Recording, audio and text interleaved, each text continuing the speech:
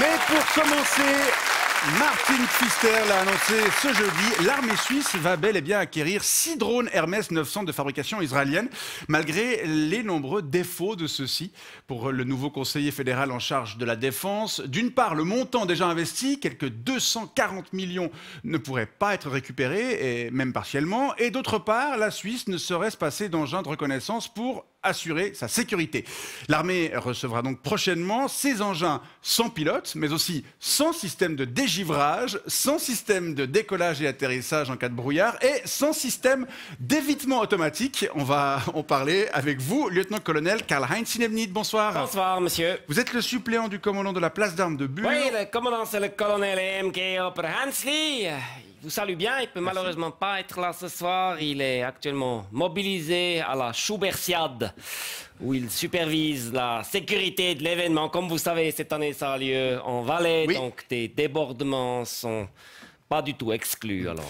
La Schubertiade qui ne pourra pas encore être survolée par des drones Hermès 900 cette année. Non, mais elle aurait pu, hein, si on avait déjà reçu ces petits bijoux de technologie. J'ai en effet regardé la météo et il fait actuellement autour de 20 degrés à Sion, donc pas de risque de givre.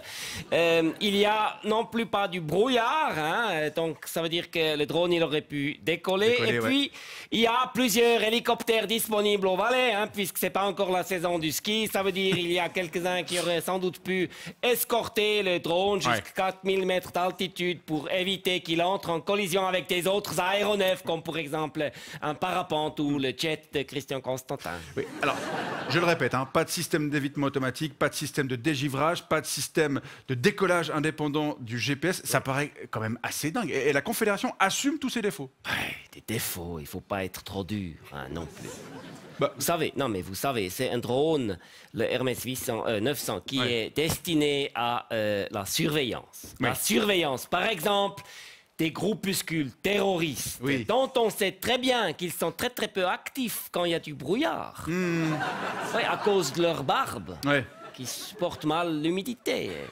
Et qui sont non plus pas très actifs lorsqu'il fait trop froid. Oui, parce qu'elle givre. La barbe givre. Oui. Tout le monde le sait. Bien sûr. Oui. Et puis pour le système d'évitement, comme j'ai dit, hein, un hélicoptère ou un autre avion peut tout à fait escorter le drone, hein, et tout va bien. D'accord, mais c'est un peu du gaspillage quand même, non? Monsieur, c'est un drone destiné à l'armée. Oui. Et puis, de toute façon, il y a plein de pilotes qui seraient ravis d'avoir une vraie mission pour une fois, même si elle est absurde. Alors, après l'affaire du détournement d'avion sur Genève en 2014 qui avait permis de révéler au monde que les forces aériennes suisses n'étaient disponibles que pendant les heures de bureau, on s'en souvient, d'où l'intervention à l'époque de l'armée de l'air française, l'armée suisse risque à nouveau d'être la risée de la presse internationale. On a l'habitude. Oui. Et pas qu'international, hein. Jeudi soir au 19h30, Philippe Revas se demandait si l'avion escortant le drone devrait lui-même être escorté. Alors, ça dépend. Si c'est un avion... Non mais attendez, c'était pas une question. Franchement, c'est un peu la honte quand même, non? Oui.